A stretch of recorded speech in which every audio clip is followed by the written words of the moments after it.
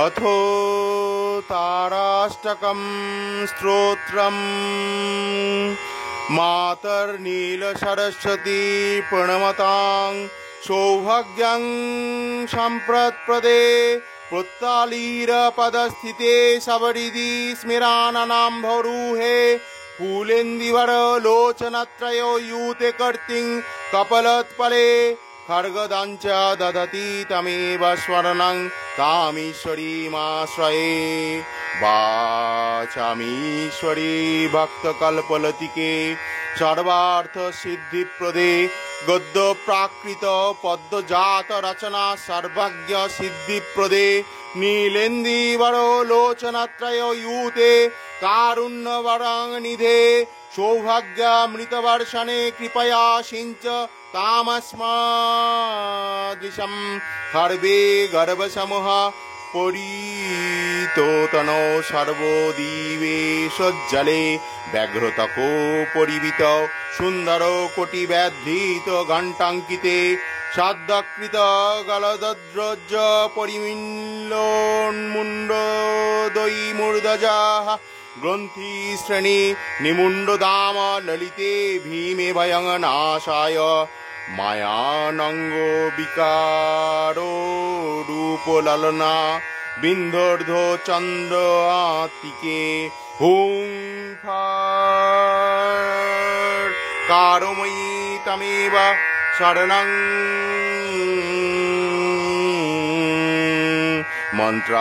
मन्त्रातिकिमदृशाः मूर्तिस्ते जननी त्रिधामघटिता शूलातिसुख्या परा वेदानां नाहि गोचरा कथमपि तप्त्यानां नु तामाश्रये तत्पद्मम्बुजो सेवया सुकृतिनो गच्छन्ति सायुज्यतं तस्य श्रीपरमेश्वरी त्रिनयनं ब्रह्मादि सम्मत्मनः संसारम्बुधिमज्जने पटुतन् देवेन्द्र मुख्यान् सुरान् मातस्तत्पदो सेवने हि विमुखो यो मन्दधी सेवते मातस्तत्पदपङ्कजदय रजमुद्राङ्को कोटिरीनेस्ते देवाजय सङ्गरे विजयिन निःशङ्कमङ्के गताः देवोऽहं भुवने न मे मम इति स्पर्धं वहन्तो परे तुतुल्यं नियतां यथाहो सुभीरो मीनासं व्रजन्ति स्वयं तन्यामस्मरणात् पालयन परा द्रष्टुञ्च शक्ता न ते भूतो पेतो पिशाचो रक्षगणाः यक्षस्य नागाधिपाः दैत्यो दानवपुङ्गवश्च खचरा व्याघ्रादिका जन्तव डाकिन्याः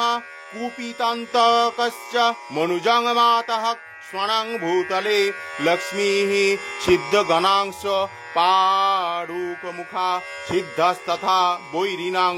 स्तम्भश्चापि रणाङ्गणे गजघटा स्तम्भतस्तथा मोहनं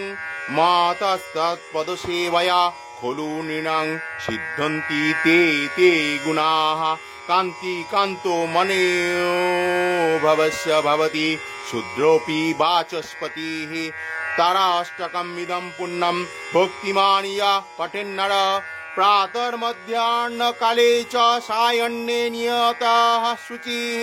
लभते कवितां दिव्यां सर्वशास्त्रार्थविदो भवेत् लक्ष्मीर्मनस्मरां प्राप्य भुक्त्या भोगान् जतीप्सितान् कीर्तिं कान्तिं च नैरुज्यं सर्वेषां प्रियतां व्रजेत् विख्यातिं चापि लोकेषु प्राप्यन्ते मोक्षमाप्नुयात् इति श्री